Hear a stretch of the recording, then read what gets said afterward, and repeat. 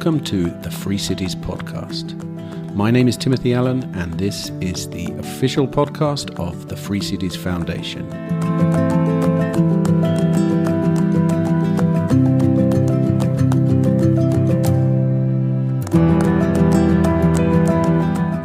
Hello, and welcome to the Free Cities podcast, episode number 13. Unlucky for some, I suppose, but not for you, since we are continuing our series of interviews from Prague. And on today's show, I'm talking with a lady by the name of Pavla Karon. Now, Pavla is what I would describe as an anarcho-capitalist entrepreneur and mother.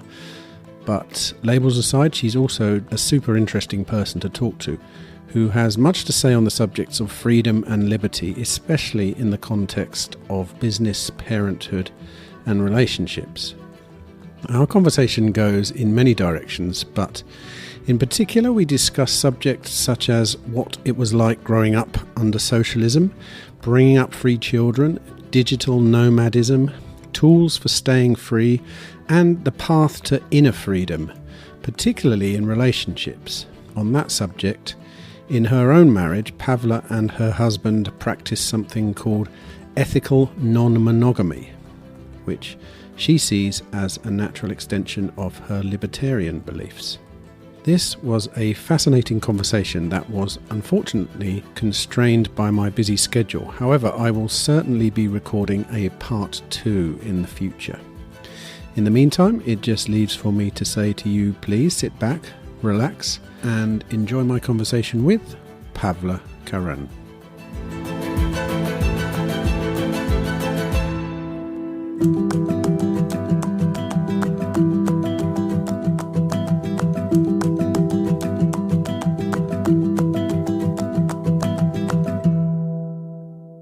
Let's start right back at the beginning. You're Czech, right? Born and bred. Yeah, correct. And am I allowed to ask how old you are? Only for the context of No, absolutely. Did you not live through any socialism? Yeah, I'm 38. So I was born in 1984. So I was 5 when the wall fell and the revolution happened. So I didn't really experience this firsthand. But of course, I experienced the effects of communism, which linger for generations. And I would say I'm still very deeply affected by it because my parents grew up in socialism. They were heavily shaped by it.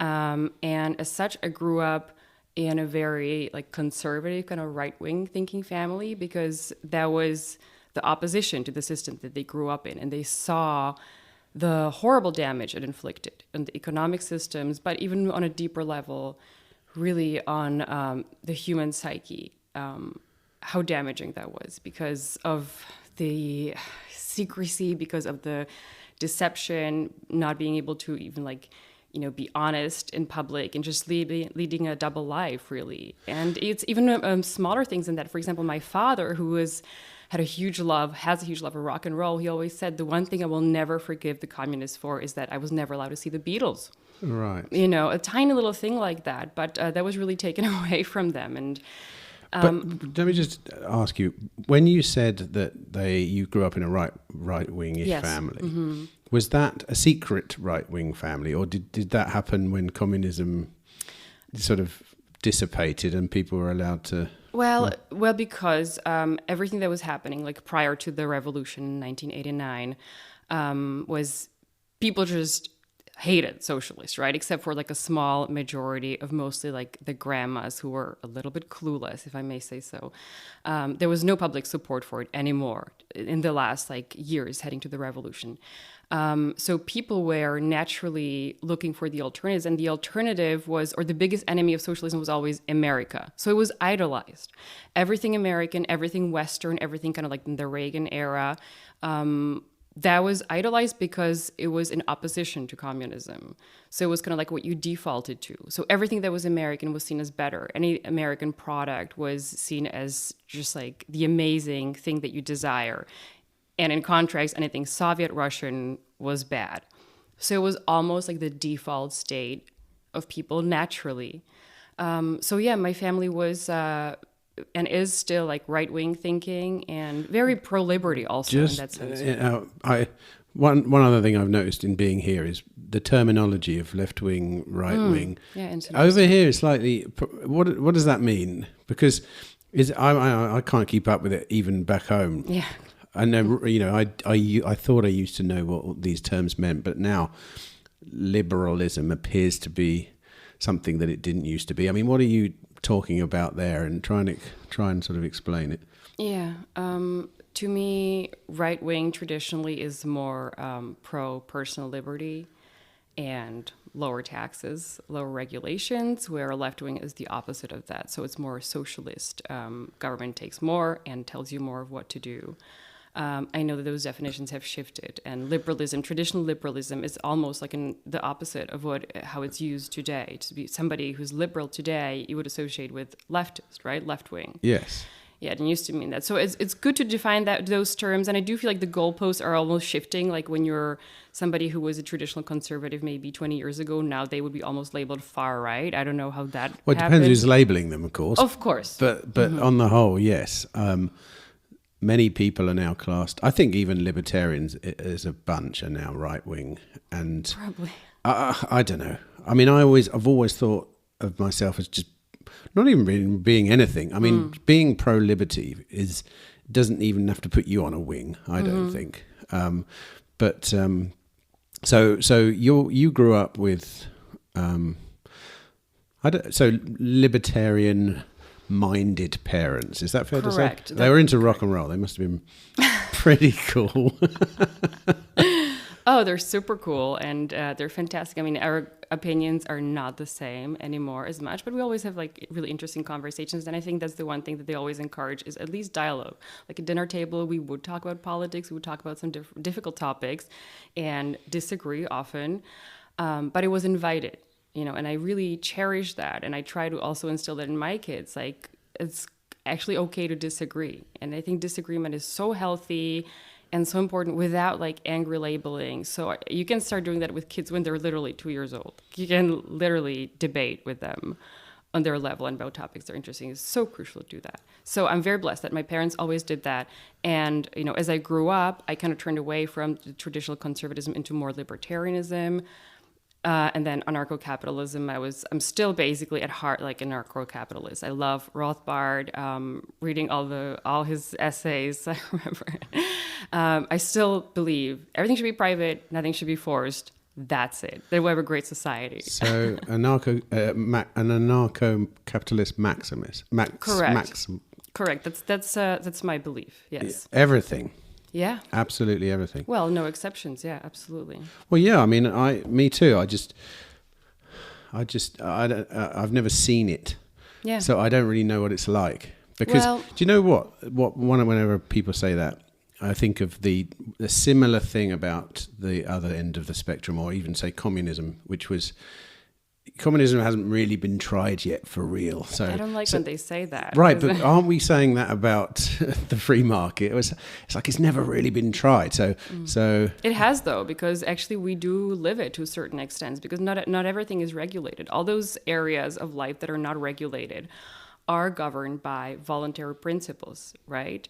About some unspoken rules that we all abide by. For example, the fact that you come to a shop and you say hello and you're courteous to other people, and a lot of interpersonal relationships, there's really no rules for those, and it all kind of works. So everything that actually is not regulated is by definition voluntary. So a large part of our human interactions is already like voluntarist. It's anarcho-capitalist in essence. And of course there's all the other stuff which is usually overregulated, and this tends to be those areas of human interaction that do not work so well, or parts of the economy that are a disastrous state, like the healthcare system or education, as we mentioned. So the more you regulate, the worse it is, and the more you leave it, the better it works. Well, I wouldn't even say the better, but the more correctly it probably works. I mean, it's the way it should be, arguably.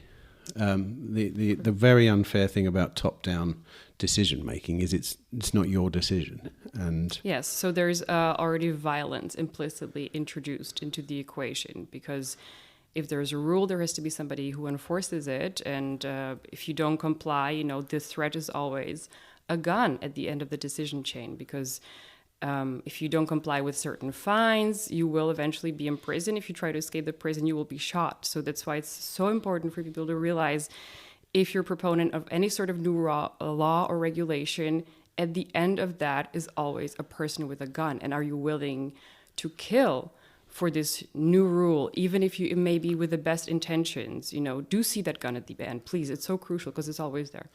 Okay, so I agree, and I want a voluntarist utopia, just like you, right? But how can that ever come to be? Because there's always going to be someone with a gun, and and even if it's a minority, there's still going to be the mob, the mafia, the state. I mean, you could class them all as the same kind of tactic, isn't it? I'll protect you. Do what I say, and if you don't, I'll hurt you. Yeah. But how do we get to that point then? Because there's always going to be someone coming in with violence, presumably. Yeah, I think, Tim, a lot of it really starts with yourself. And that's why I'm a big proponent of creating the life right now as you want it, and be an architect of your own life within the framework of a society that's arguably not very free. But we still have a lot of wiggle room, and there's still a lot of things where we can truly craft them the way we want. So that's why our interpersonal relationships, the way we raise our children, the way we run our business, that's still largely up to us. So I think it's not so much about waiting for the glorious time in 20 years or 200 years when all the chains will magically fall away, and that might never come. But you can kind of live your best life already right now. All right, then. Let's drill down on a few of those things you said then, the different ways you can do these things. Let's start with children, since I've just met one of your children. How do you bring your kids up in a voluntarist way? Or would you call yourself a voluntarist? Or, Yeah, I would. I do like that. Well, as a parent, there's a lot of challenges, but one thing that's where we can really wonderfully learn from children, because they're born with an innate sense of freedom. They know exactly what they want. They know that, they understand their bodily autonomy.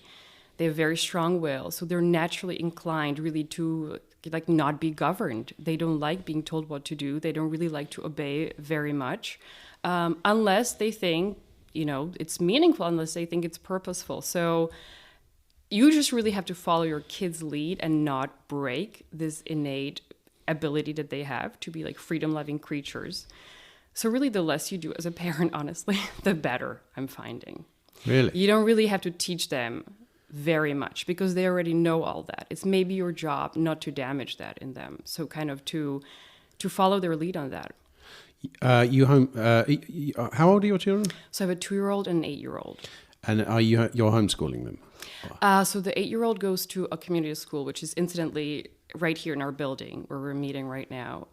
And it's by her own choice. We tried a couple different kind of setups. She is incredibly social. So she thrives in the company of other children. So she really, really desires that. And this is a school. It actually doesn't. So the state doesn't see it as a school. They see it kind of as an extracurricular activity. So officially, in the eyes of the government, she is homeschooled. Yet she goes to this community group every day. If she chooses to, I don't force her. That's her decision. She wants to go every day. And if she's ill or so, then she's really sad that she can't go. So she really loves it.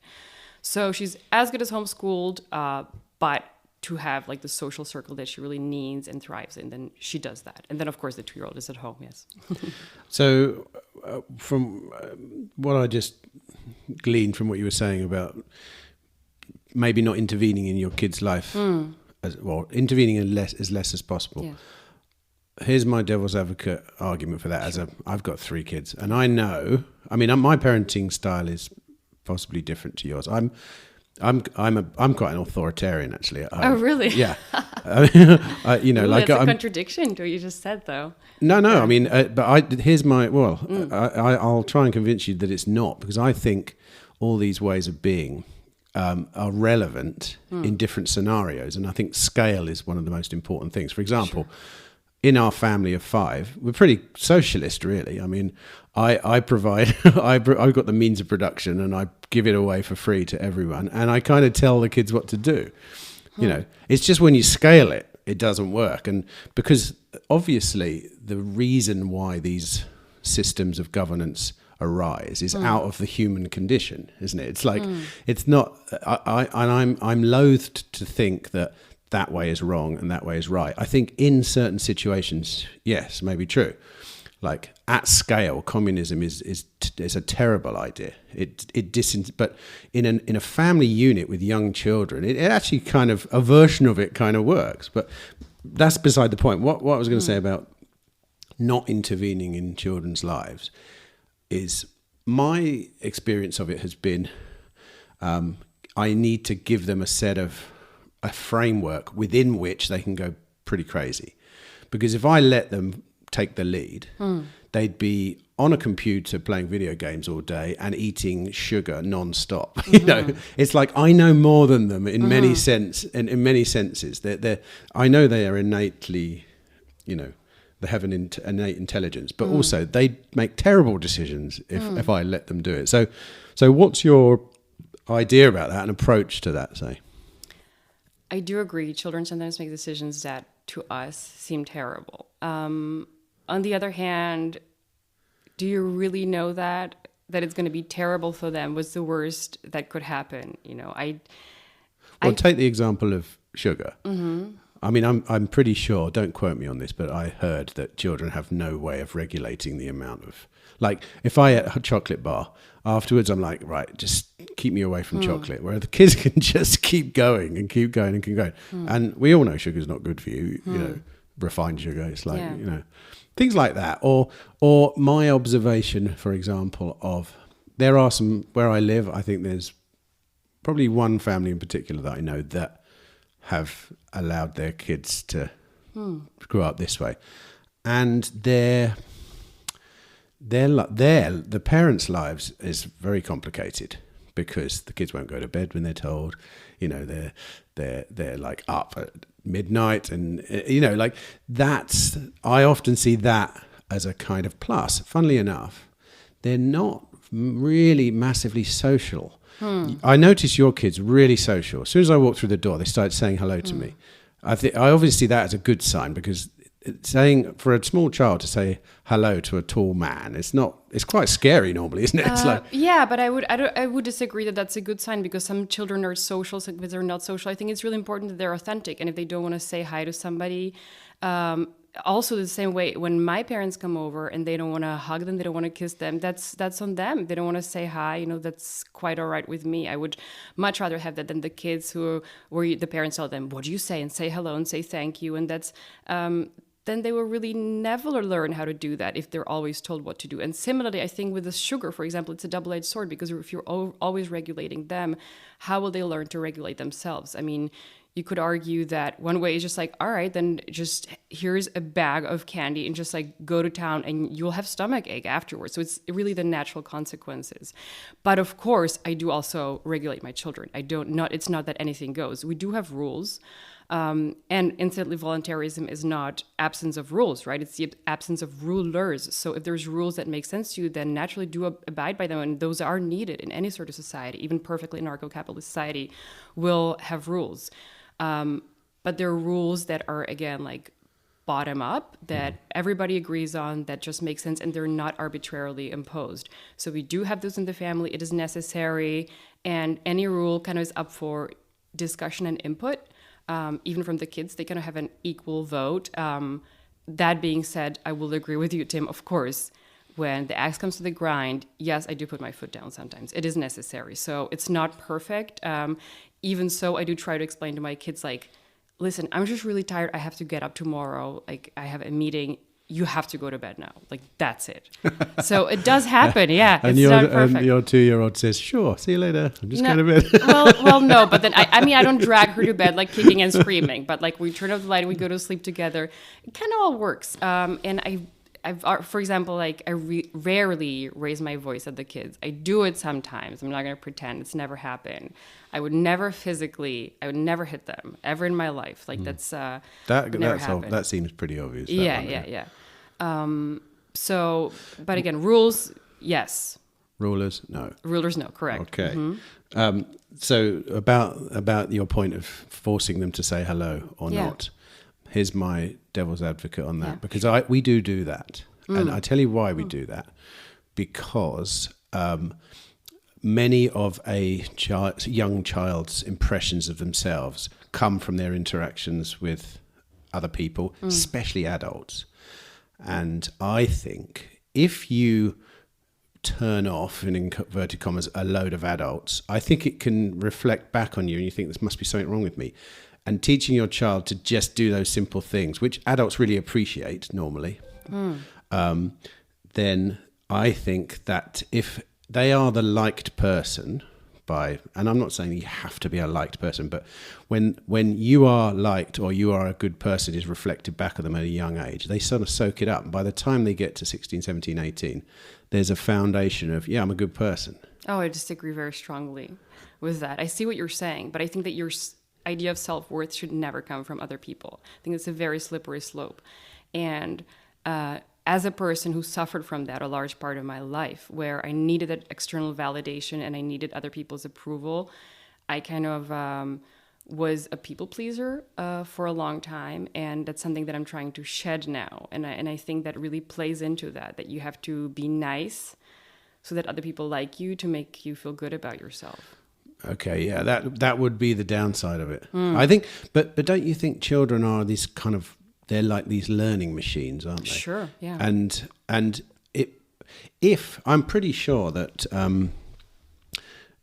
it's normal to notice your surroundings and say, why is no one talking to me, or why aren't people being nice to me, or what, then it's obviously self-reflective to go, maybe I'm doing something that's not making people want to talk to me. I mean, perhaps, could be. and that would then be the lesson that they will learn. And I think any lesson that they learn naturally in life is 100 times more valuable than what you tell them as a parent.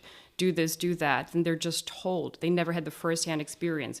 If truly what happens, if what you're saying happens, that they grow up to be like a recluse or they're alienated from society, then they at least have learned the hard way and they will truly internalize that lesson versus just being told. And the same is with the candy, right? Natural consequences, stomach ache, or I have no friends. Well, I better change something about that. And that's coming from me. It's my own impulse and not me being told. Why do you think you had, you were an overly people-pleasing?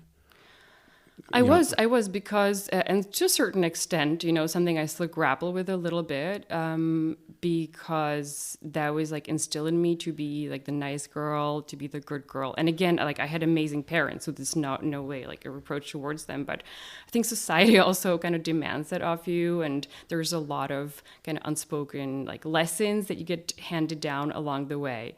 So it is actually a burden if you don't truly know yourself and then you navigate life like based on other people's expectations and like you avoid conflict. It's very unhealthy to try to avoid conflict. So that's something that I'm learning like in my 30s, to actually welcome conflict, approach it in an intelligent way, and to not be afraid to piss people off, frankly. Because I'm not here to make friends with everybody. I'm really here for myself. So to be my own advocate. And I think if I can teach my children that already now, well, again, correction, not teach them that, like maintain that in them because they are born with that naturally to be their own advocate. They scream if you do something that you don't like, they run away from you. They know how to stand up for themselves. You can crush that in them, certainly. So I don't want to do that. That I think the collectivists amongst us would say what you're doing there is socializing your children to work within the framework of society. Right. So obviously you're not a great fan of that idea. I do think it's so important to have social skills to get along with other people because having a connection with another human being, that's really the most beautiful thing that we can experience in life. We're social creatures. So it is so important to do that, but not at our own expense. Here's the other thing about homeschooling for me, or sort of this not homeschooling, but not being in. What are the state schools like here, by the way? Are they something that you really don't want to have any part of? Is that? Yeah. I went to a state school here, of course. I was educated up until like my teenage years. And I went to Germany, but I went through all the state school here. Actually, because my parents were quite enlightened, they sent me to really nice, like select schools that were a little bit more forward thinking, a little bit more modern, but still in the same like traditional education. So you're sitting down, teacher is talking at you and telling you what you should know. And then eventually they test you. And if you don't know the stuff that they told you, then you get a bad grade and that there's a problem. So really the most traditional. And of course, everywhere in the Western world, education systems are trying to kind of reform themselves. But it's just cosmetic changes. They don't tackle the fact that children naturally are driven to learn. Like you said, they're learning machines. And they know exactly what they want to be learning. But schools don't teach them that. They teach them some other stuff based on some kind of fairly arbitrary curricula. And then you get, negative consequences for not knowing those curricula, which is hugely demotivating. I mean, if the findings of psychology for the last 50 years have taught us anything, is that grades do not work. And if you want to kill the love of learning in children and demotivate them, make them perform worse, then you should grade them. Well, what are we doing? We're grading children. It's hugely counterproductive, big mistake. More and more as well. Yeah. I think the other thing about the way that schools exist currently, state schools especially, is technology has made them redundant because even memorizing stuff now is completely pointless. Yeah. Completely pointless. Absolutely. And yes, the correct way is obviously to teach your children how to find the answer to something, Correct. not the answer itself. Right. But okay, so here's a conversation I started to get into with someone yesterday that I didn't follow far enough. Transhumanism. You know what transhumanism? Yeah. Right. So we're already kind of doing a version of it, right? We've got a phone in our hand. Suppose, yes. Yeah, right. So, okay, well, the natural progression of that is phone, technology embedded in your consciousness, somehow. Which I think is the natural evolution of all of this stuff. Because like we say, okay, 100 years ago, the schooling system taught you to memorize things because that you kind of had to, you needed to necessarily. Now you don't need to. It's obvious that you could be a far more competent human being if you integrated that technology, i.e. Google search or whatever it is, into your body. Yeah. Have you got an opinion on transhumanism? Because it's something that I feel uneasy about it. I don't like the idea of it. But when you look at it, it's like, but who's going to not do that? There's always going to be a bunch of people that do it. And if you get left behind, who are you? Yeah, I mean, I think as libertarians, we always see the danger of that being hijacked. And we know that the technology you mentioned already, we have phone in our hands, and we know that it's been hijacked by the government to really instill like a surveillance state, and imagine that being implanted in our brains. Where does that leave us? And, they're already ushering in digital IDs and CBDCs, and we know this is really just the next step in kind of the agenda of truly ushering in totalitarian, like technological state, a global state at that. And I'm sure that's in the works. I'm convinced of that. So I'd be very, very wary of it. At the same time, once the cat is out of the bag, like you said, people are going to probably want that. So I don't really know how to approach that yet. Once that happens, I'm thinking I'm going to form an opinion. To me, as long as it's voluntary, of course, then anything goes. And I'm not going to stop anybody from chipping themselves. I would not be the first one to do that. I wouldn't want it. It's almost certainly going to be voluntary. But just like the internet is voluntary. Got it, yeah. You can't order your food online without using the internet. So, and in another 50 years, that may be something you do with your eye by sort of winking your eye or something and calling up the Amazon. I don't know. Yeah. It's a really tricky one because the obvious outcome is a two-tiered society. Yeah. Yeah. And I have nothing against being in the I'm not augmented tier of society. I'd probably be happy just digging the land on a farm somewhere. I would be too. I feel maybe, but would we really? Like when you follow that through. I live on a farm at the moment, and what used to be a farm, not a farm anymore.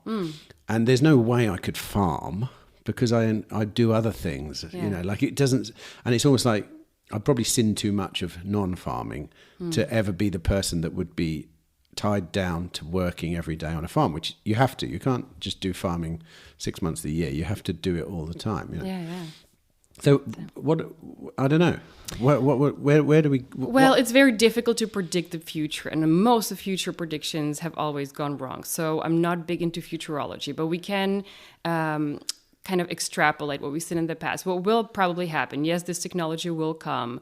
And with it, the state surveillance will kind of increase. But at the same time, voluntarist efforts to counteract that surveillance state will also increase. So there will sort of be a middle ground. Like you can use your phone and use all the VPNs and all the privacy apps to maintain kind of your individual freedom in that realm. And it's going to be a push and pull from both sides. I think this battle really will never end between the overlords that want to control us and our urge to maintain our freedom. So I think we can maybe just dance kind of like in the middle or on the edge as we do now, and get the positive stuff out of technology and try to keep the negative stuff at bay. Someone said to me yesterday on this podcast that all the great stories of human history are libertarian. They're all the story of someone fighting against a power. Do you think that's true?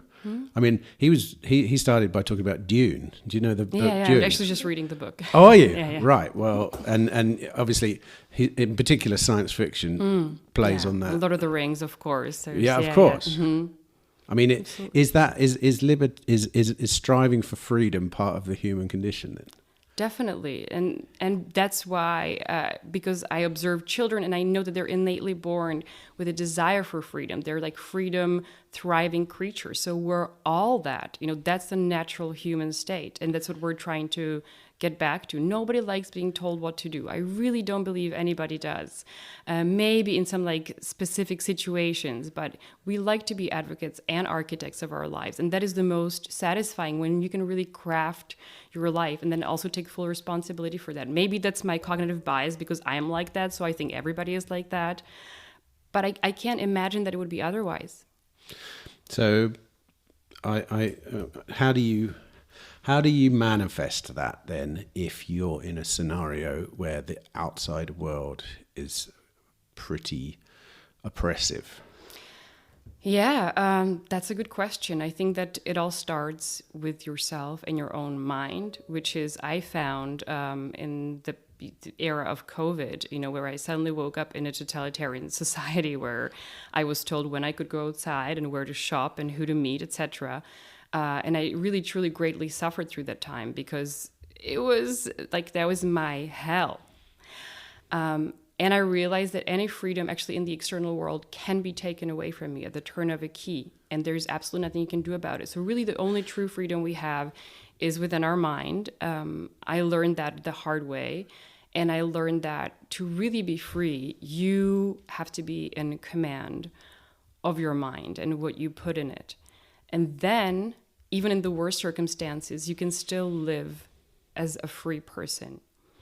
I've not read it, but the Gulag Archipelago goes into that, does he not? Yeah. Doesn't he? Have you read it? A long time ago. Sorry, was it? Sorry, I know it's my phone. I was waiting for a gap. Yeah. It's my children sending me emojis. I'm almost certain of it. It's Saturday morning, isn't That's it? Cute. They've got up. Shall I just go and turn it off briefly? Yeah, sure. Yeah, we can get back to Archipelago. They're only allowed 1 hour of technology on a Saturday morning, and it's that time. Okay. It's exactly at the right time. And they're using that to message you. Well, that's very nice. Yeah, amongst other things. They're not allowed to They're only allowed to message people we've vetted as being a positive impact on their lives. Wow. Okay. I know. I told you we're pretty authoritarian, but not forever. I mean, my theory, of course, is that over the next 10 years, I start letting the restrictions down slowly as they leave the nest. But I've seen a lot of data on, for example, we'll go back to Solzhenitsyn in a minute. I've seen too much data on social media as being very damaging, especially to young girls. And I've got 2 young girls, and it's very obvious why. And I'll tell you, if children are having problems with interpersonal relationships outside the home, if you allow them on social media, those problems will come into the home and stay there 24 hours a day, because there can always be a message on social media from someone. And not only that, even when there aren't messages, the thought is still there that, oh, why isn't that person messaging me? Or what, you know what I mean? So we put a fence around our house and said, doesn't come in here. In this is our safe place. In this house, it's us. It's you, it's your brothers and sisters, it's our family. And that's my theory. I mean, I'm making this up as I go along, really, you know. But I know too many instances of very intelligent, technologically powerful people not letting their kids go on social media. So I'm no, and I think that's fair game. So when I, for example, spoke about like not having a ton of restrictions, so my 8-year-old, she has an iPad, and I just don't put apps on there that I don't want her to use. Sure. So that's my way of, and then like whatever is on there, like sure, go to town. But I would not put TikTok and those things. If she asked me to get that, I would have probably a big conversation with her about it. And I think that I would hopefully be persuasive enough for her like to stop wanting it. Because I think that those kind of social media, Instagram, stuff like that, that does not belong in the hands of young children. 100%. I'm not even sure. I mean, I've lived through the whole digital age from the beginning. Like and I've very obviously noticed how narcissistic most people are becoming, because we never used to take pictures of ourselves. I don't think I've ever taken I haven't really ever taken a picture of myself anyway, but when you were young, you never turned the camera on yourself. It didn't even occur to you to do it. But if you were just to peruse Instagram now, there's a really big thing is look at me, or I'm in Prague. Like when I was a kid, we'd take a picture of the castle. Now you take a picture of yourself on a selfie stick with the castle behind you. Yeah, and I think that actually ties nicely to like what we mentioned before, like the need for validation, because really why you're doing that is to get the likes and get the external approval for your looks, for your beautiful lifestyle, for how rich you are, etc. So that is reflected. And if you have people who need that external validation, then they do that. Yeah. So, I mean, well, how does that end then?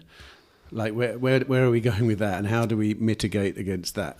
In our kids, you mean? Or? Well, in society. Does it matter? I don't need to mitigate anything in society. I really just care about, I do care about the society, but I don't want to tell society what to do. But I do think that it starts just like with yourself. Like really be the change you want to see in the world. I believe in that. Yeah. So I just like clean up my own front door and my house and try to raise my kids like not to need those things and not to turn to other people for like how they should act.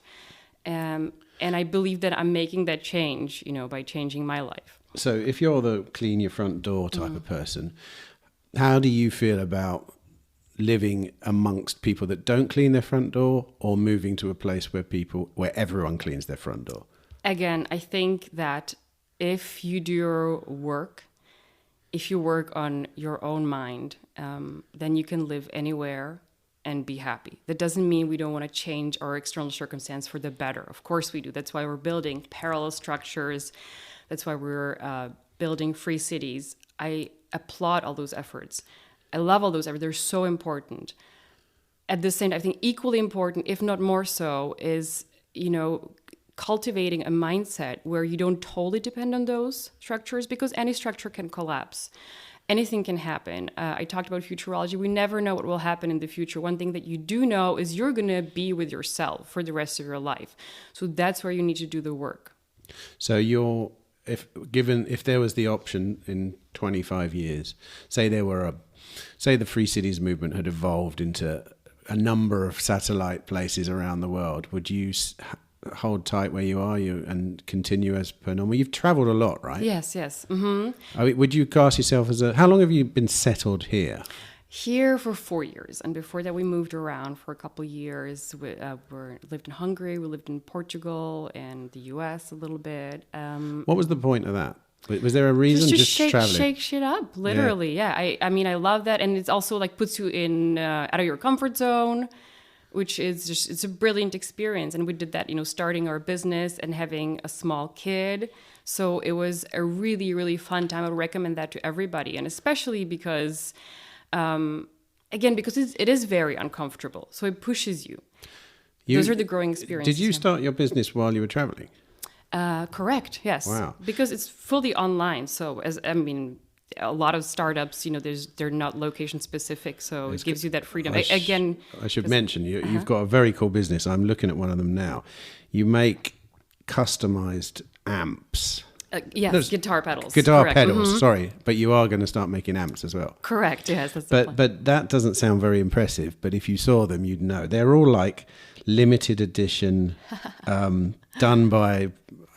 Hand printed and basically hand assembled. They're very, very cool. And I mean, normally when you hear people say, "Yeah, I've got an online business," I often get a bit disappointed when I find out what it is. But this one really is cool, and you seem to be doing pretty well on the back of it. It's a good life. It's a great life. It took us a long time to build that up to this point where we're very comfortable. And most importantly, we really have a lot of fun with it. The beauty of doing limited editions is that you do a run, it's gorgeous, it sells out, and then you're done. And then you can move on to the next project. Yeah. So you don't really fall into like the inertia and just like going on autopilot. Like you're, again, constantly challenged and you can constantly be creative. And you said they're beautiful. Thank you for saying that. So we put a lot of effort into the design. So really, I think it's so important for people to create. So this is a lot of like a creative outlet for us to be able to do that and choose the colors and the artwork that goes with it. Does your particular ideology mean that you will never scale it to a huge? You're not interested in turning it into a sort of, I don't know, a huge organization or whatever? Is it? I mean, I know that from myself. There was there's always a ceiling to how much I ever want to work, and it kind of corresponds to an amount of money, and it's like, yeah, cool. Yeah. We'll kind of stop there. I value time massively, 100%. Especially now I've got children, obviously, and so I would never. I have friends who started companies like 20 years ago, now have 500 employees, and they're millions, but they're very stressed, and they're very, and I know that. When I see them driving a better car than me, it might hurt a little bit, but really, at the end of the day, I'm like so happy that I managed to carve out an existence which is independent, a self-sovereign individual. And the ultimate wealth is time, and it's your freedom. So if you give that up in exchange for money, to me, that's not a good trade. I agree with you. I know how much money I need to make to be comfortable, and I don't need more. I'm not going to eat, double the burgers, or what am I going to get, like an extra couch? Don't need that. So to us, like I work about 2 hours every day, really almost every day, including weekends, but that's it. And I don't look for 8-hour work days to make 4 times the money. I don't need that. I value my time, value my freedom, even time to do nothing. Such a luxury. I love doing that. So how do you end up starting a company that makes custom guitar pedals, and especially when you're traveling? Presumably you went traveling to just hang out and see a bit of Europe. Yeah. Well, we had a baby, and then we thought, we need to move, because Prague is such a comfortable place to live. If you speak with anybody, they will probably tell you, again, the cost of living for the comfort you get here is unparalleled in the world, at least that I've seen. It's very safe. It's very easy to navigate. So it's such an easy city to get stuck in, which obviously it's happened to be. Look, here I am. But before that, we had a baby, and we just said, hey, let's change things up and let's just move to a place we've never been before, just get an Airbnb and go. And then we're starting the business. And my goodness, there were for sure challenges, financial in the family, coming to grips with having a little baby, learning all those things. But it was also some of the most fun time of my life. I wouldn't change it. So whenever any of my friends comes to me, hey, I have an opportunity to relocate, I'm like, do it, move away, do something completely different. But time will never come again. You settled back down in Prague. Is that because you're Czech, or for the reasons you just stated? Yeah, that was not the primary reason. I think there is what I just said, because if I look at all the capitals in Europe, I love Berlin, I really love Lisbon, love Budapest, but all criteria that matter to me, Prague just wins across the board. What about as far as freedom goes? Do you got an opinion on other places? Yeah, I do think there's still a really huge level of freedom. Like for the most part, you can get a beer, walk around in Prague, have like a bonfire in the forest. Like for the most part, nobody will bother you. Yes, it's getting more restrictive than it used to be.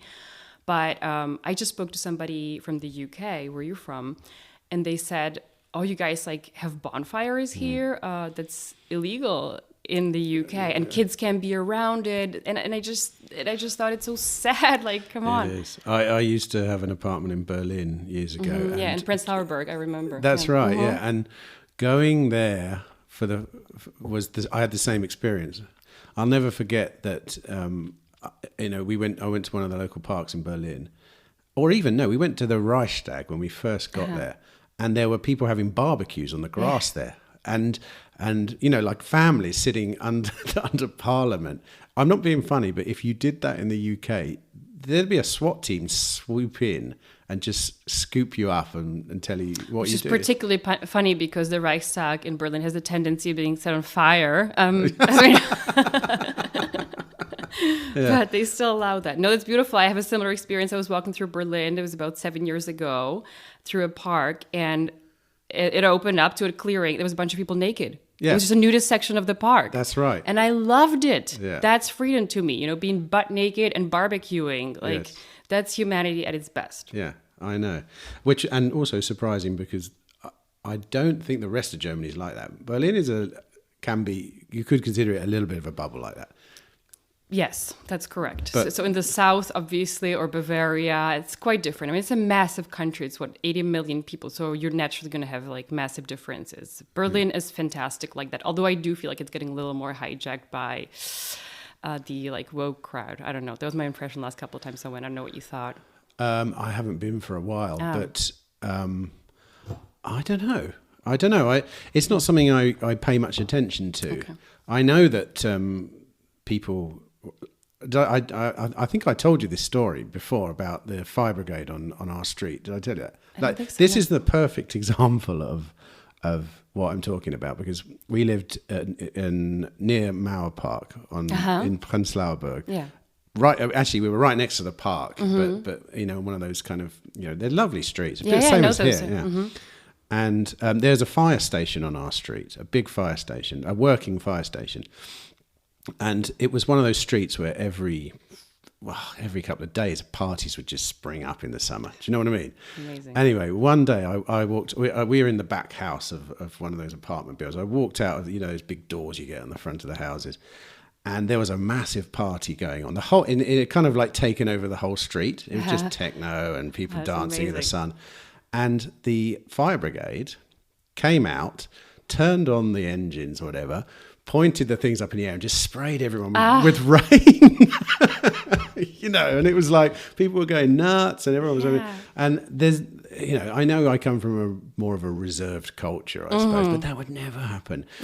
Especially the fire brigade, because they are, you consider there's no individual choice. Like no fireman in the UK would say, hey, this would be cool. Let's do this, because the pressure to conform to, no, you can't do that, And how sad is that? Because it takes away so much. Sure. Because the best part of being human is like just having fun and being spontaneous. that's why we're here, to just enjoy. So I applaud those firemen. Yeah, it's fantastic. Me too. Yeah, everyone applauded them. Yeah, it was I'm sure. Nuts. And everybody likes that. At the end of the day, I think if you ask every person on earth, like individually, do you think that's fun? Like 80% or more would say yes. Yet somehow, in some places, you're not allowed to do that, even though the majority wants it. Like, what the hell is going on? Well, I mean, it's the top-down governance is a very persuasive. But I do think that even the people in power would think that's fun. No, they would not. Absolutely not. No. A good example. I spoke to a couple of days ago one of the founders of Parallel Police. Yeah. And we talked a lot about their art collective and some of the things they did. And if there was ever an example of the powers that be not getting the joke, and is that thing with the red shorts? The shorts, yeah. Right. Mm-hmm. Okay, there's my example, right? Once again, the people in power don't get the joke. And he showed me the video of them burning it 2 years later, which is one of the funniest things I've ever seen in my life. It was brilliant because that's actually what elevated the shorts to such an iconic status. Like he did that, the president himself. So he really did the opposite of what he intended. Of course. But that's what I'm talking about. They don't get it. I think the kind of mentality that puts you in a position of power that is very...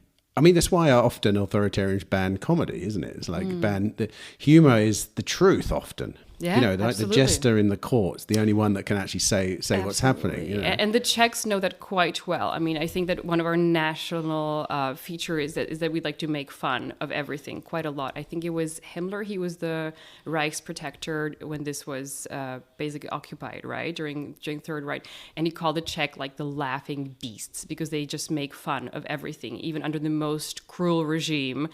They would find ways to like sneak humor, and that was the language of really the resistance. Well, it is. It is the truth. The last bastion of truth often is correct. Comedy. And I often find libertarians should get a little better at like making good memes and little funny videos, because a lot of it is kind of serious, highbrowy intellectual message that we're sending out into the world. And it's important to speak the language of the masses, which is memes nowadays, right? I get my news from memes. I'm like, if it's not a meme, it wasn't an important event enough. So who is good at memes then? I mean, I don't think the left wing's very good at memes. I don't think the right wing's very good at memes. Who's making all these memes then? Because there's some funny memes out there. Yeah. I think it is libertarians. You think so? Well, where'd you get your good libertarian memes? Well, tell me the source. For example, what is shit posting on the internet? What is that? Who's doing that? Who are these people that are just creating a little bit of chaos on the internet by once they see someone being serious and being self-absorbed and being not self-reflective, they just go in for the kill. It's a very instinctual thing to do. Who are they? They're libertarians, aren't they? Aren't they people that, anyone? Well, put it this way. The left wing says the right wing can't make a joke, and the right wing says the left wing can't make a joke. I suppose, yeah. So it must be the middle that's making all the jokes. Yes. I think so. I mean, I laugh continuously. Power to them. I mean, I love that stuff also. We need humor, and it's so healing, and even like during the darkest times of COVID, like honestly, like having a good meme, it gives you that little dopamine serotonin kick that you need to get through the next hours. So I love that stuff. Let's go back to what you were saying. We didn't finish that conversation about lockdowns. And then I want to go back to traveling as well. About living within a system that is oppressive from the outside, but working on your inner sense of freedom. Yeah, it is crucial. I cannot stress it enough, because again, that's the one thing that cannot be taken away from you. Any structure that you build is by definition temporary in the outside world. And we have to view it as such, and then not be disappointed if those things collapse. But really, the freedom you have between the ears, that is yours to keep forever. That's why we have to cultivate it. That has to be the priority. And you were mentioning Solzhenitsyn and the Gulag Archipelago, how he talks about like finding freedom even in the most dire situations. Similarly, a very, very famous book is by Viktor Frankl, A Man's Search for Meaning. So he was an Austrian psychiatrist, and he went through the Holocaust. He went through all the camps, Auschwitz. His wife was killed, etc. And he writes at length. The whole book really is about that when you're in hell, you can still, one thing that you're in control of is your attitude and your mind. And you can find a little bit of freedom there. And that's really where liberty starts and ends. That's the last bastion that you're in ownership of. So I think finding the tools to foster that, to nourish that within you, that will get you through anything, because then you will never lose hope. So what are those tools then? Those tools are, first of all, being aware that you have a mind, that something goes on in it, and it's not always necessarily true. So the old adage, don't believe everything you think, that to me, to truly realize that, internalize that, was a game changer. Because you are constantly, there's a stream of consciousness going on in your mind. And a lot of the times it tends to be negative, especially if things going in the external world, like let's say during COVID, would probably be very negative for almost everybody, because half of the people are terrified of COVID, the other half are terrified of government intervention. So you're terrified, so you're constantly bombarded with these negative thoughts. And it's so liberating to actually realize, okay, these things are like going through my mind, and I don't have to listen to them. I can turn them off. I can be in a place that's still. Because right now, in this particular moment, there's probably no threat. I'm probably fine. And that's going to be true in 99% of scenarios where you're actually totally safe and your life is actually pretty good. The sun is shining. You're still breathing. You're fine. Yet our mind tends to default to torturing us with some horrendous scenarios. And what if, and what are these people in power doing? And why don't we have anarcho-capitalism yet? Or why am I not in Honduras, in Prospera, living my best life? So isn't that denial though? Like, isn't that you being the frog in a pot of boiling water? No, not saying at all. Everything's fine, I'm free, but it I'm is free, fine. I'm free. And then but you are. All right, but then you end up behind bars, say. So if a situation requires your action, a more intelligent, informed action will always come from this place of like, first of all, calm down. Calm your thoughts. If you're going to be so reactive and like reacting from panic, it's not going to be an intelligent action anyway. It's mostly going to be defensive or aggressive. It's going to end up hurting you. So if you want to change your external circumstance, again, you still have to default to like going in your mind, calming yourself, finding that freedom that is actually within you. And if that sounds too spiritual, well, perhaps it is. But to me, that's like what got me through COVID. And it gave me so much strength going forward. So now I'm really not so afraid of like, what are the next regulations or what's going to happen with digital IDs and CBDCs. I know I'm going to be okay. What if, though, most people don't care about that? You said earlier that no one likes to be told what to do. I think there's tons of people that like to be told what to do. Don't even like, they just kind of want it. We all know what the trade is. The trade is, if I do what I'm told, life becomes simpler. It's the root of taking less responsibility. So they're just like comfort. Responsibility is a burden, as we know. I think the secret of responsibility, of understanding it, is understanding that burden is meaning. But if you don't, it's very easy to go, okay, great. If I can just offset that burden to this organization or this state, then life is simpler. And it is simpler. I mean, look, take the classic example of this is the vaccination, which was so polarizing amongst people. Some people took it, some people didn't. But if you didn't take it, the pressure to take it was massive until it wasn't. Until it suddenly wasn't, there was no pressure there. Right, exactly. But during the time when it did, in inverted commas, matter, the easiest thing for you to do if you were someone that chose not to is just take it. And then all of a sudden, bang, it's gone. That pressure, or the same with masks. You might have been someone who didn't believe in wearing masks. Right. But when you walked into the shop without a mask on, even if someone didn't say anything to you, the pressure of people looking and the shock. External pressure and needing people's validation and needing to people please. So that was very much amplified. And I mean, in the beginning, I did mask, and then I realized this goes against everything I believe in. And it's actually more harmful to me to put the mask on because I feel like I'm a fraud and I'm just playing the game. So it was easier for me to take it off. And it wasn't by no means easy or comfortable. That I agree with. But I felt like if I did mask, I'm actually hurting myself more in the long run because I'm hurting my integrity towards myself. I'm being dishonest towards myself. So it was much easier in the long run, like not to pretend and deal with some glares, comments, like getting kicked out of places. Sure, like that at the end of the day was still easier to me than to be a fake. Isn't that a personality type though? That probably. I mean, no. I mean the people pleasing side. I have that side. And that makes it very, like you say, uncomfortable to go against the grain. Yeah. There's a part of me, I have the merry prankster side of me, that as soon as I feel that feeling, I have to, like if someone says, don't say that, I can't help myself. It literally, under my breath, I have to say that. Yeah. It's the contrarian in you. Yeah. Right, okay. But it doesn't mean that I'll ever be able to change that side of myself that wants to please people.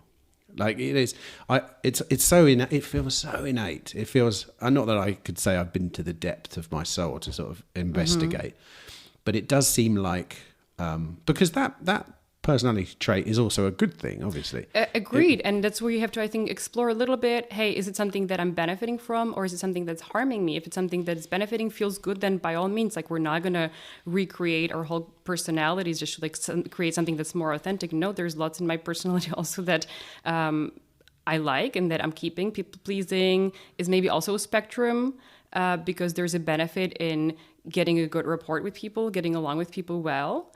And therefore, like, maybe even like manipulating social interactions to your advantage, not in an insidious way, but sort of, to get through life easy. And that's great.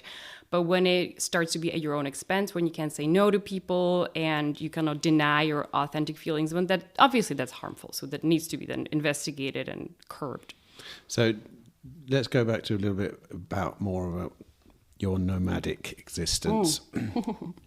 Did you think of it like that when you were doing it?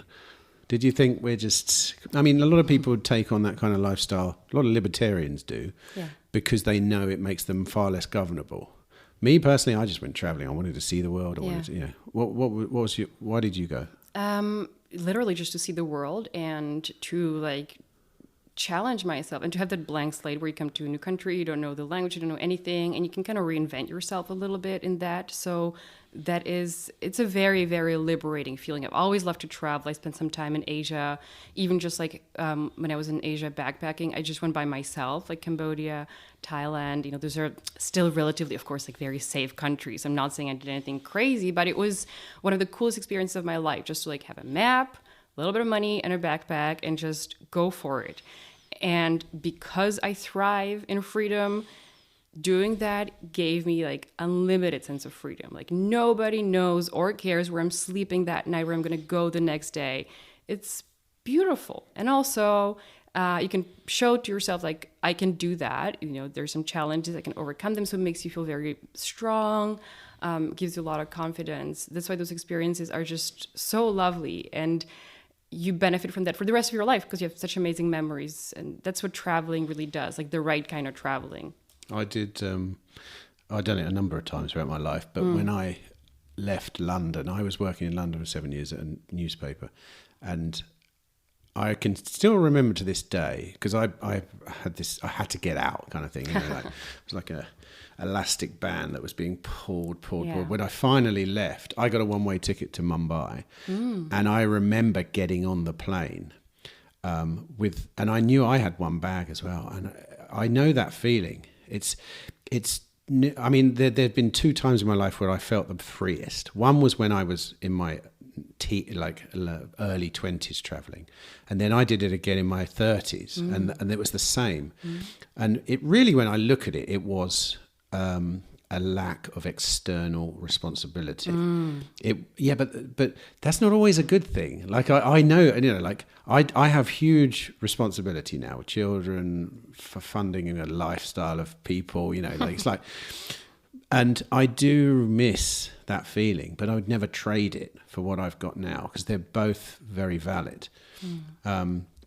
Is that something we go through then, like traveling? Like, for example, when you came back home, was that a conscious decision, or did you just end up here, Yeah, we just kind of ended up here, and I don't have a life that I need to escape from. So those interludes were really wonderful to me. Now my life is also wonderful. And now we're talking about maybe going somewhere again for 2 months, just for a change of scenery. Of course, during COVID, nobody really traveled. And then we had a little baby, so we're like grounded because of that a little bit. But we have also occasionally done, like we spent 2 months in Valencia one summer. And I do like that long traveling where it's at least a month in one place.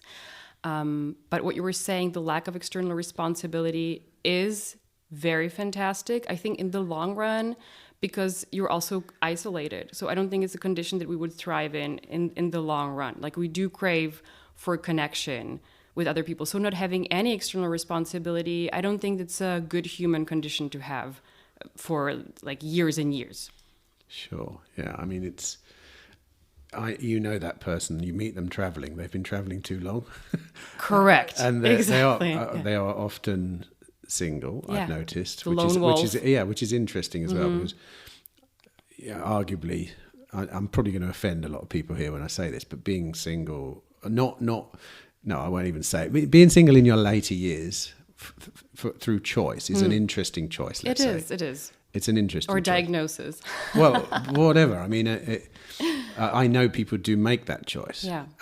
But it does signify something because when and certainly even the notion of having a long-term partnership with someone, it's not easy. No, everyone knows that. It's super difficult. No, no one gives you the rules and regulations before you start. In fact, they do. They give you the wrong ones, I think. That's correct. I agree with that 100%. But well, do you want to talk about like the relationship structures and maybe something that goes against the grain, like a parallel structure to the mainstream? Sure. I mean, you call that ethical non-monogamy. Correct. So why don't you explain what ethical non-monogamy is then first? Right. I mean, it seems pretty obvious, actually. Now I hear it out loud. Yeah. It is what it says, Tim. Right, okay. No, so it is what it says on the tin. Yeah, so exactly.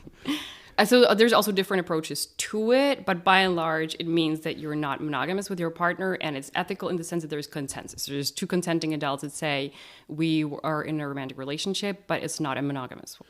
So what's the difference between that ethical non-monogamy and, I don't know, polygamy or, I don't know, all the other things people call it? Yeah, this would be probably the umbrella term. I mean, when you have polygamy in countries where polygamy is legal, then it's not the same probably as ethical non-monogamy, because this is truly a consensus of like two adults that come to a drawing table and structure the relationship the way what they want. Obviously, in polygamous countries, like you're not really given the choice. It's just how it is culturally.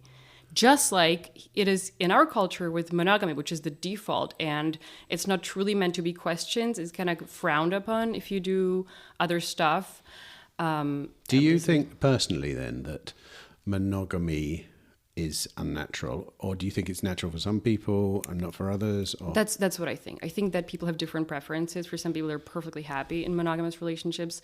I think a lot of people are not, which is why we also see...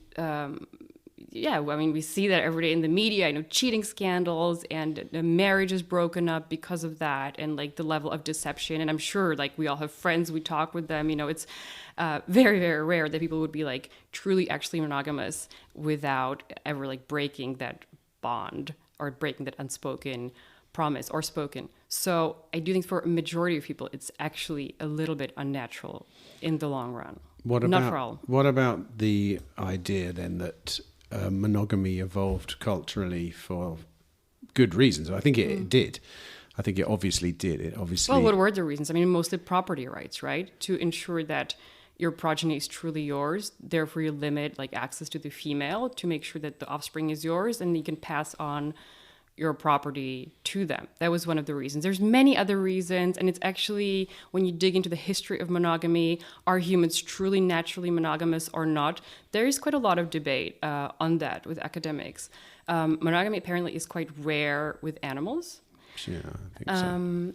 And even in human societies, they're not all monogamous. I mean, there is alternatives to that, even in like the tribes that still live kind of the original way of life, like tribal. There is still different approaches. There's monogamy, there is polygamy, there is basically, there's differences. There are. I've seen them many times. I was making films in those kind of places for a long time. Yeah. And one that springs to mind immediately is in Niger, the Wadabi tribe, who have... I don't know what it's called. I don't think it's called polygamy or whatever, but... Polyandry is when it's, I think, multiple husbands to a wife. It's not even... I'm not even sure it's husbands and wives. I think it's just you're allowed... It's more like what you're describing.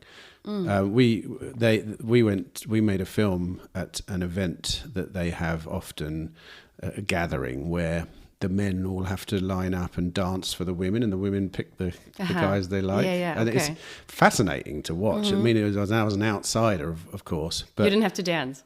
Well, no, we danced, yeah. I mean, everyone was dancing all night. It went on for 5 days. Oh, fun. But that's a lot of dancing, Tim. Yeah, well, it's basically being in a circle, jumping up and down and going around. But what's fascinating about it is, amongst other things... the men beautify themselves to appeal to the women, which is often the other way around. Yeah. But in a way, I would say, this often goes untalked about in sort of relationships. Actually, I see the relationship dynamic as men jostling for position to appeal to the highest value female anyway. That's kind of what happens. That when you're a man, every man knows that in the dating pool, it's like the best guy gets the catch, if you see what I mean. But they're not the catcher. The final word always seems to reside with the woman. It's the woman that chooses. What you do is you jostle for position to present yourself, which is what was happening in these things. And that's how I've always seen it. Certainly when you're younger anyway, when men are, women are in their prime, let's say in your 20s or whatever it is. But most people think it the other way around. They think these men going out sort of like, asking girls out and like, it's always asking. So what you're them saying out. that from a man, there's always an implicit yes, and then the woman can be yes or no. Yes, I think so. Well, that you see that on dating apps. Yeah. I'm told. I mean, unfortunately they arose after I was off the market years before that. But that's what Tinder is, and in fact, isn't the best app now that everyone uses Bumble or whatever it is. Yeah, that only the women can respond. Correct. They can initiate the conversation. So they just sold Bumble for some like insane amount of money. So obviously that's doing well. I saw that advertised all over Berlin as well.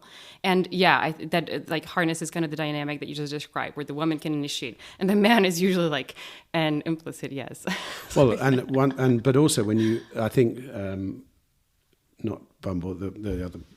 The original one, Tinder, released a bunch of really interesting statistics recently. They every now and then they do, don't they? And it was the Pareto distribution of all the top value males, the top 20% getting 90% of the women. Wow!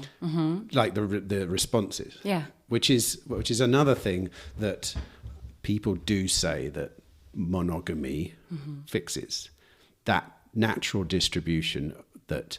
If you ask, I mean, I've seen social experiments like this so many times. You go to a random group of people, show them like, is this an attractive person? If it's a man, they pretty much say yes, all the way down to the, to the bottom. or rate this girl. It's always 7, 8, whatever, or 10 if they're really attractive. But the other way around, when it's females rating males, it's much lower, unless there's someone who's obvious, and then they get all the attention. And monogamy solves one of these problems because it means the high-value men cannot just take all the women, which is what happens if you let the free market decide. What do you think about that? Because, once again, the theory beyond that goes that what's dangerous for society is disenfranchised men. And the main disenfranchisement is not having a female partner, not being able to have sex, not being able to have kids, whatever, I don't know. Well, I don't really follow that argument because you said that monogamy fixes the like quality male having all the females, but it goes both ways because if you're not monogamous, then the female can also have multiple partners. So she, in this hypothetical scenario, she would partner with more males. Yeah, so she partners with all the high value males. So the low value males still don't get much. How does that work though? Because then just like the top people would just like be partnering with each other and yes, which is kind of I think true. Well, the high value people, so with men it's but then so the high value people just partner with each other, and then with the lower value, it's awful to speak about people like that, but maybe like the less attractive. Would then or less appealing, I don't know, less competitive, less competitive. They would still be like there in their tier, possibly, but not instinctively, as you see on Tinder. People don't swipe right on lower value. Girls don't swipe right on lower value males. Maybe until they're forced to. I don't know. But also there's this like false reality with these dating apps because in real life, of course, like there's a lot more to a human than what you see on their Tinder profile. So I do think that those statistics are also skewed to literally just like physical appearance and then like 3 words that you write there that probably nobody reads anyway. And whether or not that you're holding a dog in your hand, apparently. Correct. Or posing in front of a flashy car, like that does it for me. But no, I mean, in reality, like human interaction, like you have pheromones, right? You have the way you smell to each other, body language, all those things that will probably mix up all those statistics. And that's the stuff that really matters. I mean, not really just the swiping. Okay, so how does it, if you don't mind me asking, how does an ethical non-monogamous relationship work? Here's my take, obviously. I probably couldn't handle that scenario. Right, Mainly that's what a lot of people say to me. Painful for me, painful for my partner. Yeah. That's, Do you have to overcome the pain, or is it just not there to begin with? Yeah, the pain is such a good starting point, because really, where does any pain come from? It comes from fear, some past trauma, fear of abandonment, low self-esteem, or not even low, like, pathologically low, but just like maybe lower self-esteem, insecurities. That's where people get jealousy from, because jealousy is not, to me, really a natural, innate emotion. It's something that we also are brought up to have. And that's something that you can, if you're in the right relationship, you can heal that. Okay, what about this then? The theory is that your heart can only be broken to the depth you're willing to open it up to somebody else. Okay. Right. That would be my experience. The closer I get to someone, the deeper the wound when it's ripped away. Does that not work? Does that not happen in ethical non-monogamy? Well, sure. I mean, we're prone to hurt. I mean, that's part of the human experience. I don't see how that would be different in monogamous versus non-monogamous couples. Well, presumably it doesn't happen in monogamous, because there's no splitting. There's no. Because you never. You just never have to address that. And in fact, the point of monogamy is to create a long-lasting bond, which is a supportive bond. It's a lot of things. That's the same. That's the same in non-monogamous couples. You are still creating a lot. At least the arrangement that I have is that I have a husband that's my primary partner, and we're creating a lasting bond, and we're totally committed to each other as partners. And we've been now married for 10 years and together for 15. But we just don't limit. We don't monopolize each other, to say it in libertarian terms. So I don't put a cap on like who he can be with and how he can experience the other person. And if there's something that excites him, a person that he wants to get to know better, have a romantic relationship with, then I have no problem with that. I didn't always hold that position. My initial position was the same as yours. I could never do that. And that's just like absurd. It's just hurtful. But it's a journey that I've been on. And now we're in a place where we say to each other, hey, you're excited by golfing. You want to do figure skating? Please do that. Like, live your life. You want to date this girl? Please, have fun. I know, but hitting a golf ball and is a less intimate than that, having sex with someone else. Is it? Oh, it sure, is golfers for me. But it's the same, really. Guys, if your partner says to have a fulfilled life, I really want to go on a date with this person, want to get to know them better. It's not necessarily about sex. It can just be, meeting somebody, exploring like maybe a romantic relationship, maybe intimacy. But who am I to say to him, you're not allowed to do that? What about the problem, probably not a problem, of then falling in love with someone else? And wanting to spend more time with that person than... Is that a... Well, so you said love and time. So love to me is an indivisible, valuable. It's just, there's an infinite amount of love that we all have and can give. And you have 3 kids, so you had a first kid, you love them. Second kid, you also love them. Third kid, you also love them. If you had 7 kids... I've got my favorite, though. Sure you do. Don't tell. But and then actually it even multiplies, because you see their interaction, and then there's more love in the family. You never run out. So that is not a problem. Time is, limited, obviously. So that's something that you have to do. It's time management. Your life is time consuming. So for sure, figure that stuff out. But I would never worry about if you allow your partner or encourage them maybe to like explore love, feelings for somebody else. It will not take away any love that they have for you. On the contrary, I find. Unless there is a problem within the relationship, maybe, I suppose. Yeah, but if there's a problem within the relationship, then being monogamous is not going to fix that problem, right? I don't know. I mean, that's not been my experience. my experience of a long-term relationship has been some terrible moments of which always resulted in a better experience of life. Yes, if you overcome them. Mm-hmm. Well, exactly. But I think honestly that many of the my partner holds a mirror up to me, like Oh yeah, and it's the most crystal clear mirror because they're the most, the closest to you.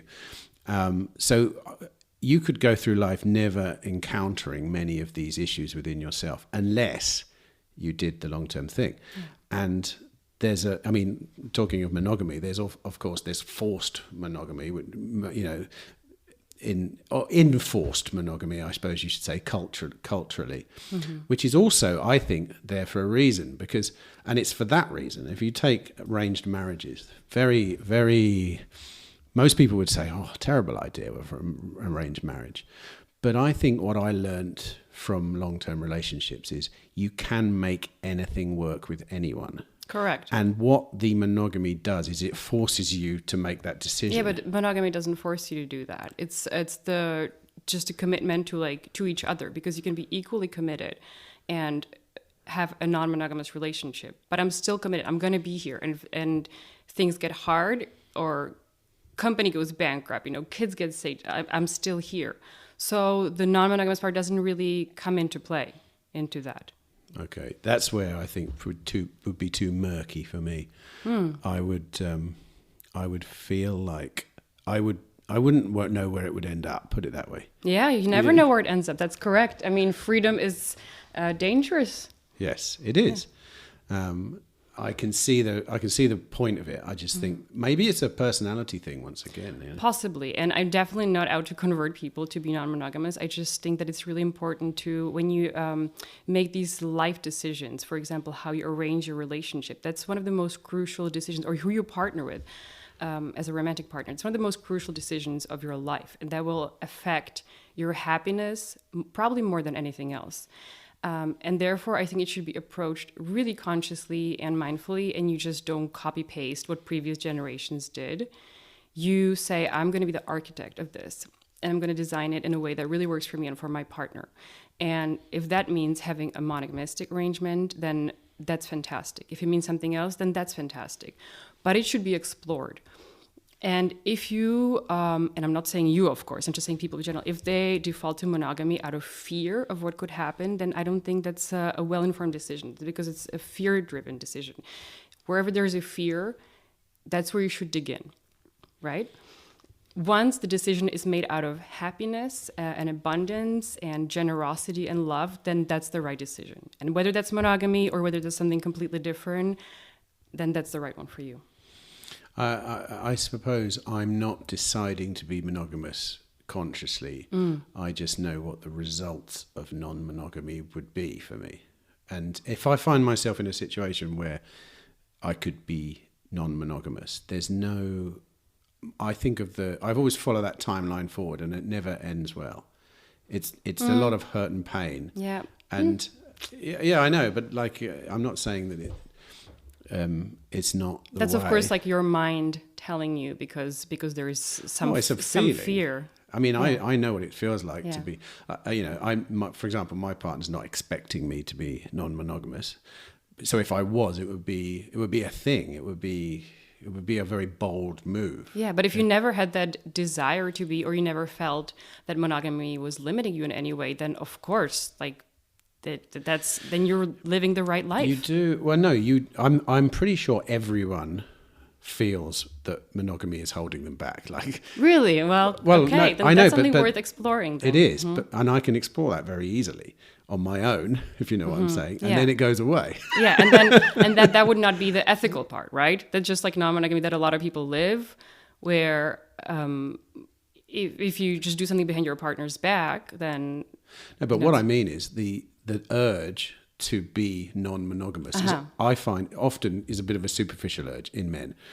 It's basically, the urge to have sex, right? Which isn't necessarily the deepest feeling that we feel. I don't know. Maybe you disagree, but I'm not sure about that one, but I do think that if it's a feeling, like, it's valid. And if there is something, and I'm not saying that's your case, I'm certain that it's not, but if there was somebody who felt really held back by that, and these urges are really strong, and it's making me like question my life, then the solution is not like to cheat on your partner. The solution is come to your partner and open up that conversation. You know, and if you have a perceptive partner, then you can find alternative, because we're talking about parallel structures, right? Building something different than the status quo. Then this is a perfectly viable option, and it can actually lead you to a place of like much more freedom and much more joy and much more open communication with your partner, and also honesty. You know, a lot of this stuff is not easy to bring up, and yes, there's pain, yes, there's hurt, but if you explore it in like a conducive way, and especially if you have a perceptive partner that is just willing to like hear you out, you can build like whole new vistas together, a whole new life. And it's just one of the things that just should be questioned a little bit. Just like, how am I going to raise my kids?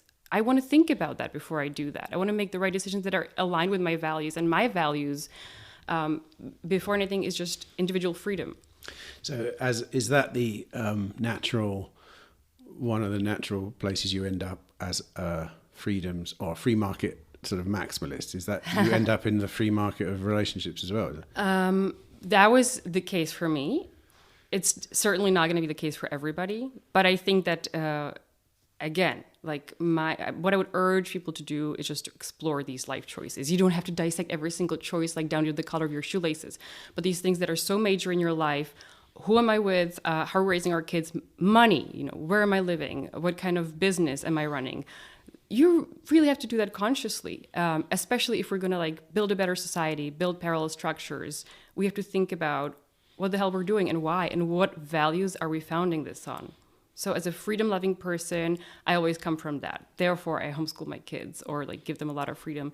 Therefore, I have a non-monogamous relationship, which is, again, not a necessity, but for me it was. A place to explore freedom. Correct. But again, the ethical part is important. So you always, like, it's between consenting adults, right? Voluntary non-monogamy. You called it ethical. Yeah. Who called it that? Is that your? It's not your term, No. right? It's that's a term that exists out there, and of course, because a lot of people are non-monogamous, but their partner is not aware of that, right?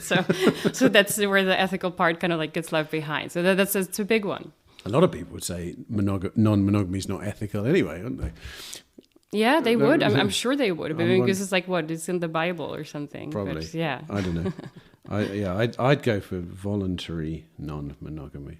Yeah, but dual voluntary. Yeah, but you could be you being voluntary. Yeah, I could say consensual. I suppose. Yeah, that's always the big one. Okay, right. I definitely have to stop now, I'm afraid, because I don't want to. I think next time I come back to Prague, I'd like to carry this conversation on. Yeah, great. I've got to get to the next Absolutely, interview. Yes. But before you go, I've got one last question. It's the question we ask everyone in this podcast. You have a sabbatical of 1 year, during which time someone has paid for your life. You don't have to worry about money. You do have all the things you have now, children, this, that, and the other, but you can do whatever you want with that sabbatical. What do you do for that year?